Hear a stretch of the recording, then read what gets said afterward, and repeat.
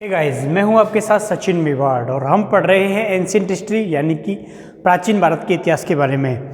और हमारा जो लेक्चर चल रहा है, हमारा जो टॉपिक चल रहा है वो चल रहा है गुप्त वंश। और गुप्त वंश के कई शासकों के बारे में हम पिछले वीडियो जो है उनमें अध्ययन कर चुके हैं। और आज हम एक नए शासक के बारे में चर्चा करने वाले हैं और वो है स्कंदगुप्त। ठीक है, तो जो हमारा अध्ययन होगा वो होगा स्कंदगुप्त के बारे में। ठीक है, स्कंदगुप्त के बारे में चर्चा करेंगे। हमने अपने वीडियो का जो क्रम है वो श्री गुप्त से शुरू किया था और आज हम स्कंदगुप्त के बारे में अध्ययन करने वाले हैं। अगर आपने इससे पहले के जो वीडियोज हैं वो नहीं देखे तो उनको जाके जरूर देखिए। ठीक है, तो देखिए स्कंदगुप्त जिसका शासनकाल जो है वो 455 से लेके और 467 ईस्वी तक होता है। ठीक है, 455 से लेके और 467 ईस्वी तक स्कंदगुप्त का जो कार्यकाल है वो होता है। और गुप्त वंश का अंतिम सबसे महान शासक इसको माना जाता है। तो चलिए हम इसके बारे में विस्तृत चर्चा करते हैं। तो स्कंदगुप्त को मैंने अभी बताया गुप्त वंश का अंतिम सबसे महान शासक माना जाता है।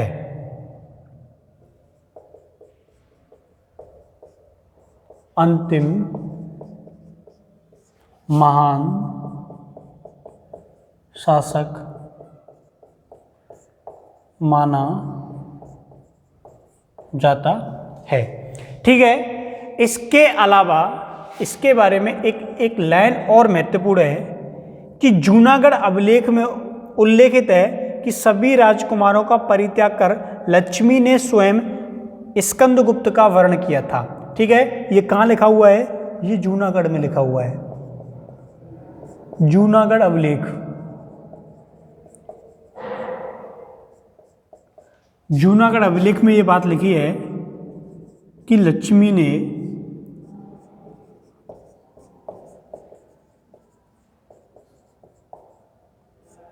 स्कंदगुप्त का वर्ण किया, वर्ण है। ठीक है, तो ये दोनों लाइन महत्वपूर्ण हैं। इसके अलावा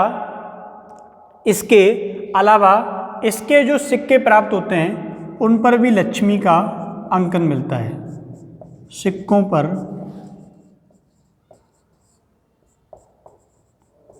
लक्ष्मी का अंकन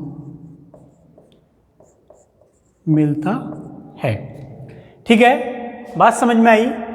तो ये तीनों की तीनों लाइन जो मैंने कराई हैं, गुप्त वंश का अंतिम महान शासक इसको माना जाता है। जूनागढ़ अभिलेख में लक्ष्मी ने स्कंदगुप्त का वर्ण किया था और सिक्कों पर लक्ष्मी का अंकन जो है वो मिलता है। ठीक है, इसके द्वारा जो उपाधि धारण की गई, क्या उपाधि? इसके द्वारा जो उपाधि धारण की गई वो थी क्रमादित्य। क्या? क्रमादित्य। ठीक है, ध्यान रखोगे कि किस गुप्त शासक की जो उपाधि है वो क्रमादित्य थी, तो वो था स्कंदगुप्त। स्कंदगुप्त का नाम मिलता है क्रमादित्य। ठीक है, इसके अलावा विक्रमादित्य, इसके अलावा विक्रमादित्य। ठीक है, शक्रोपम जो इसका नाम है वो कहोम स्तंभ लेख पे मिलता है। ठीक है, कौन सा? शक्रोपम। ये उपाधि इसकी कहाँ मिलती है? कहोम अभिलेख पर। कहोम अभिलेख पर ये जो उपाधि है इसकी प्राप्त होती है। इसको राम के समान धर्मपरायण और युधिष्ठिर के समान सत्यवादी बताया गया है। राम के समान धर्मपरायण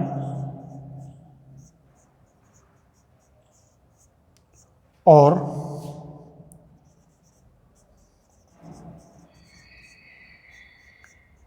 युधिष्ठिर के समान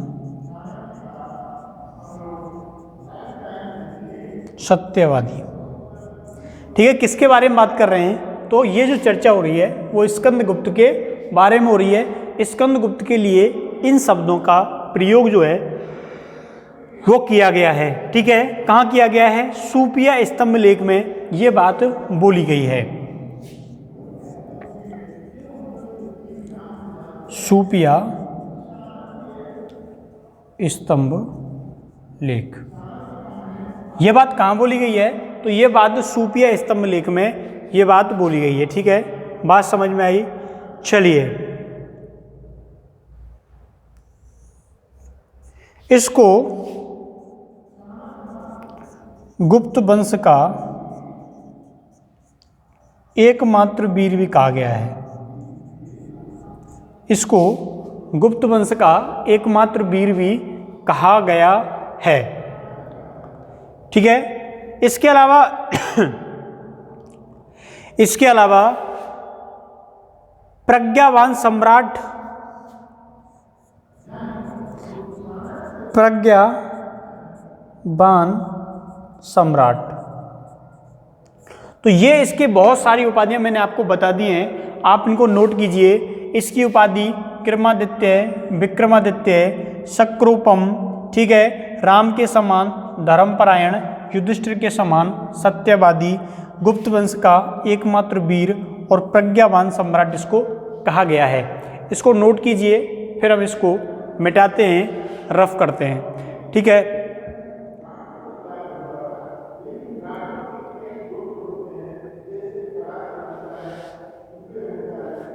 चलिए, तो गुप्त वंश का अंतिम महान शासक इसको माना जाता है। लक्ष्मी ने उसका क्या किया था? वर्ण किया था। सिक्कों पर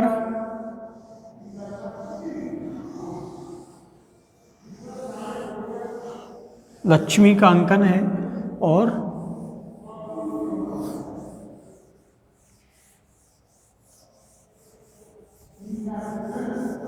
अब देखिए इसके अभिलेखों के बारे में अध्ययन करते हैं, इसके अभिलेखों के बारे में चर्चा करते हैं।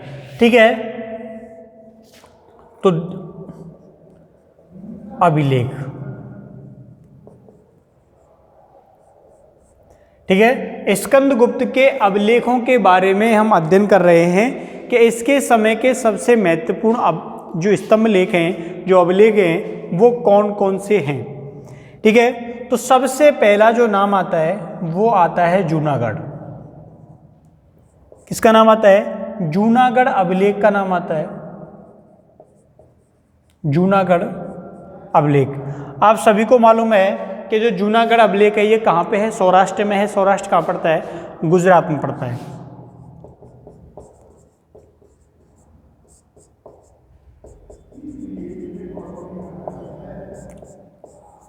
चलिए, तो ये हो गया जूनागढ़ अभिलेख।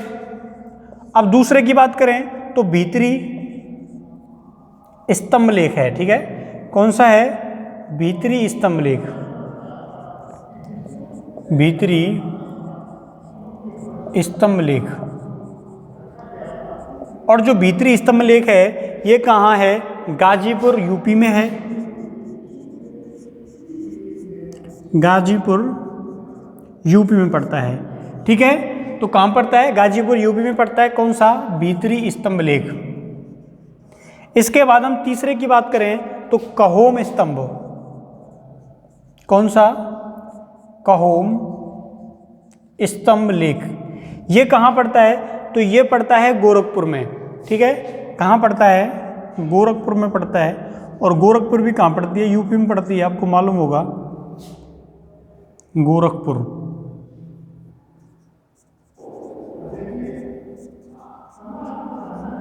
गोरखपुर यूपी, उत्तर प्रदेश। अब देखिए अगला जो है वो इंदौर वो कौन सा है? इंदौर ताम्रपत्र है। इंदौर ताम्रपत्र जो है वो कहाँ मिलता है? बुलंदशहर में मिलता है। बुलंदशहर। ठीक है, तो इंदौर ताम्रपत्र जो है वो कहाँ मिलता है? बुलंदशहर में मिलता है। इसके अलावा अगर हम बात करें बिहार स्तंभ लेख की, तो नाम में ही बिहार जुड़ा है, बिहार स्तंभ लेख। इसके अलावा छठा पड़ता है सूपिया। कौन सा? सूपिया अवलेख। ये कहाँ पे है? एमपी में है। ठीक है, कहाँ पे है? एमपी में है, रीवा नदी के किनारे। अब देखिए अगला वो है गढ़वा शिलालेख। कौन सा? गढ़वा शिलालेख। और गढ़वा शिलालेख पड़ता है इलाहाबाद में।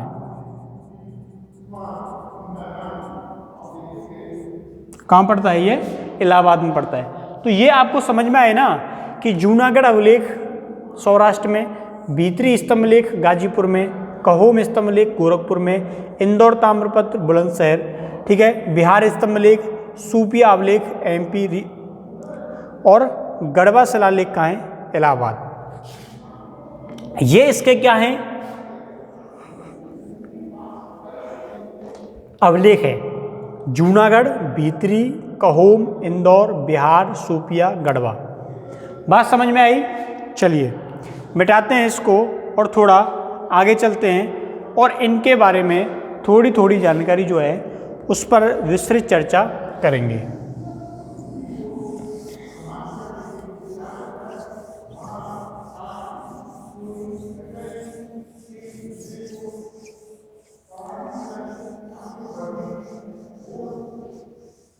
देखिए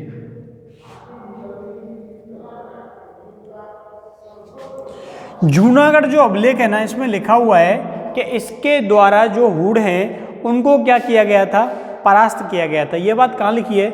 ये बात जूनागढ़ अभिलेख में उल्लेखित की गई है कि इसने जूनागढ़ अभिलेख में ये लिखा है कि इसने हूणों को परास्त करके सौराष्ट्र की क्या की थी? रक्षा की थी। तो ये इसका क्या है? प्रथम अभिलेख है। प्रथम अभिलेख है।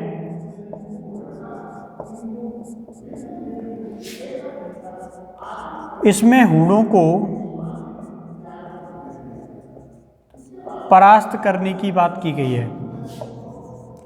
परास्त करने की बात कही गई है।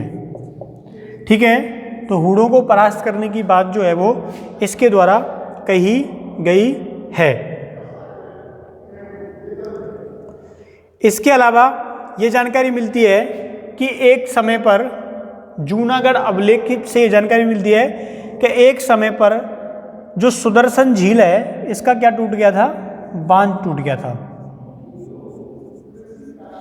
सुदर्शन झील का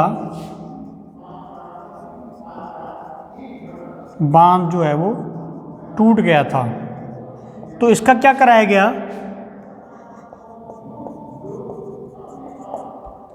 पुनर्निर्माण कराया गया। पुनर्निर्माण जो है वो कराया गया था। बात समझ में आई आपको? चलिए अब देखिए इसके द्वारा विष्णु मंदिर का क्या कराया गया? निर्माण कराया गया।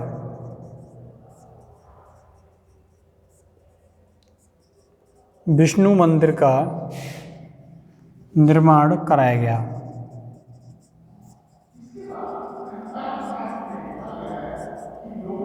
विष्णु मंदिर का क्या कराया गया? निर्माण इसके द्वारा कराया जाता है। चलिए, तो ये इससे महत्वपूर्ण जो जानकारी थी वो मैंने आपको बताई है। ठीक है,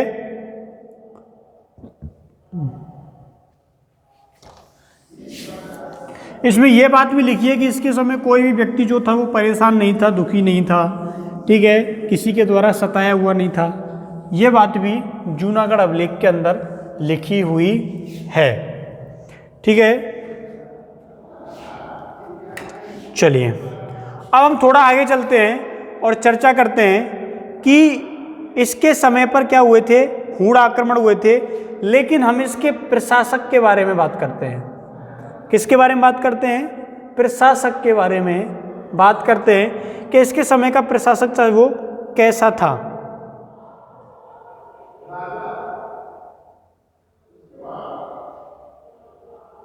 ठीक है, इसने क्या किया था, अपने क्षेत्र में, अपने क्षेत्रों में अपने सबसे भरोसेमंद लोगों को नियुक्त किया।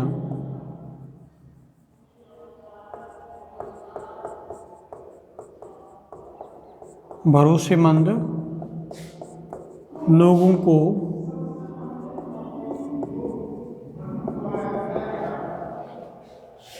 इसके द्वारा क्या किया गया, नियुक्त किया गया।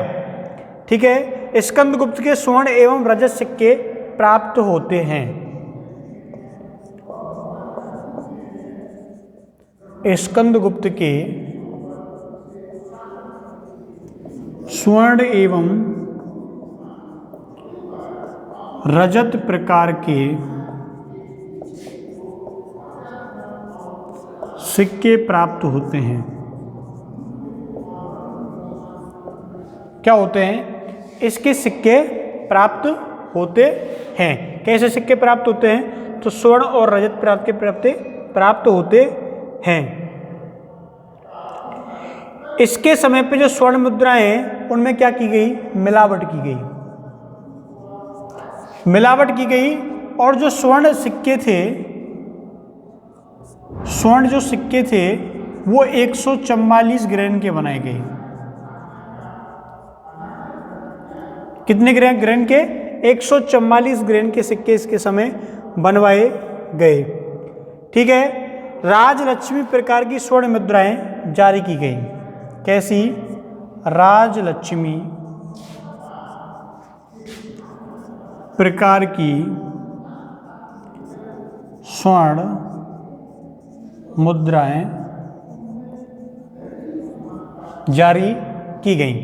बात समझ में आई। चलिए, हूण आक्रमण इसके समय पर हुआ था। ठीक है, लेकिन इसने 2 नए प्रकार के सिक्के भी चलाए थे, 2 नए रजत प्रकार के सिक्के।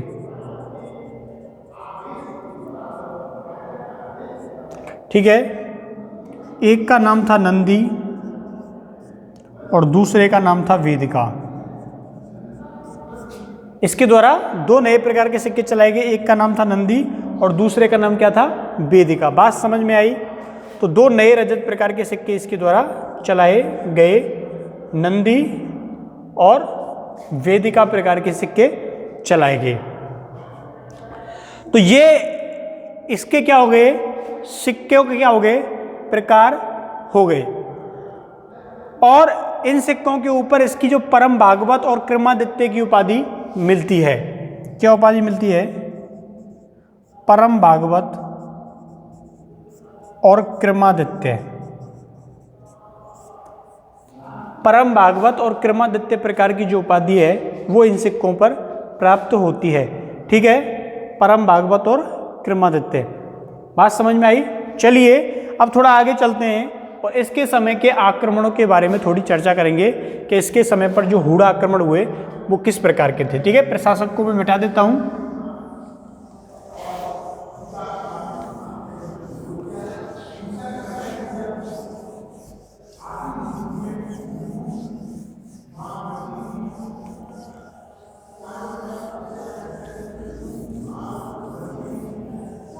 देखिए, तो हूण सिक्के इसके द्वारा क्या किए गए, जारी किए गए।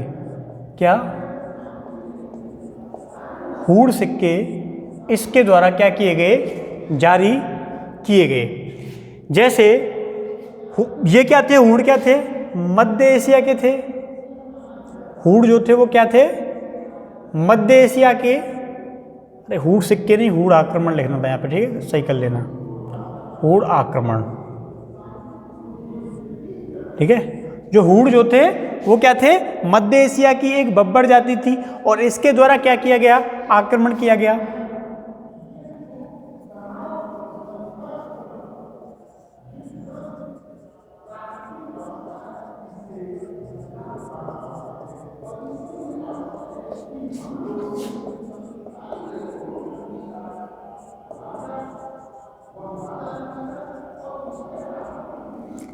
मध्य एशिया की बब्बर जाति के द्वारा क्या किया गया? आक्रमण किया गया। बात समझ में आई आप लोगों को? तो जब आक्रमण किया गया तो स्कंदगुप्त ने क्या किया? हूणों के नेता खुशनबाज जो है उसको परास्त किया। खुशनबाज, खुशनबाज कौन था? हूणों का नेता था। तो इसको क्या किया?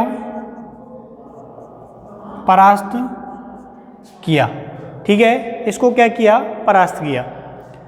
तो खुशनबाज जो है वो हूणों का क्या था? नेता था। अब आगे देखिए, इसके द्वारा इसको परास्त कर दिया गया तो स्वाभाविक है स्कंदगुप्त ने सफलतापूर्वक परास्त किया। और इस परास्त करने के बाद जब इसने हूणों को परास्त कर दिया था तो उसके बाद इसके द्वारा कौन सी उपाधि धारण की गई थी? तो विक्रमादित्य की उपाधि धारण की गई थी। ठीक है, विक्रमादित्य की उपाधि धारण की गई। विक्रमादित्य की उपाधि जो है वो इनके द्वारा क्या की गई थी? धारण की गई। अब देखिए, विक्रमादित्य की उपाधि जो है वो इनके द्वारा क्या की गई? धारण की गई। और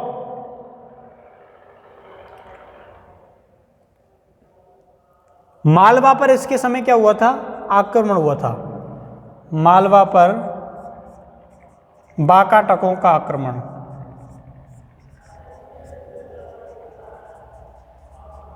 मालवा पर वाकाटकों का क्या हुआ था? आक्रमण इसके समय पर हुआ था। ठीक है, लेकिन कुछ समय के बाद इसने दोबारा इन क्षेत्रों को इनसे क्या किया? छीन लिया और दोबारा इस पर अधिकार कर लिया। स्कंदगुप्त ने चीन के साथ अपने राजनीतिक संबंध स्थापित किए। अपने राजनीतिक संबंध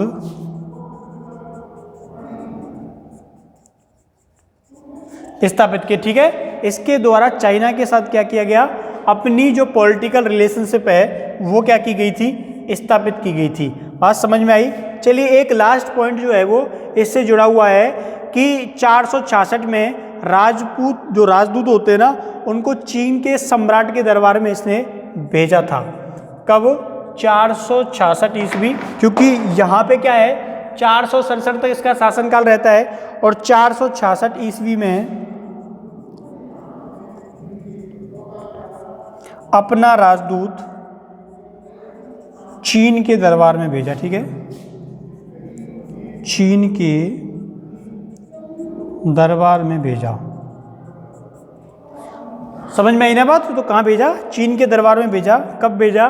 466 ईस्वी में इसके द्वारा चीन के दरबार में अपना राजदूत भेजा गया था राजनीतिक संबंधों को स्थापित करने के लिए। एक बार वापस से रिवाइज करते हैं। तो मध्य एशिया की बब्बर जाति थी हूण, इसके द्वारा आक्रमण किया गया। किसके नेतृत्व में किया गया? खुजनबाज के नेतृत्व में किया गया। खुजनबाज जो था वो हूणों का क्या था? नेता था। और इसको क्या किया? परास्त किया। इसके बाद जब इसको हूणों को परास्त कर दिया तो इसके द्वारा विक्रमादित्य की क्या की गई? उपाधि धारण की गई। और मालवा पर इसके समय वाकाटकों का आक्रमण हुआ था, लेकिन कुछ समय के बाद इसने वाकाटकों को वापस मार के भगा दिया था। स्कंदगुप्त ने चीन के साथ राजनीतिक जो संबंध हैं वो क्या किए थे? स्थापित किए थे। पॉलिटिकल रिलेशनशिप जो है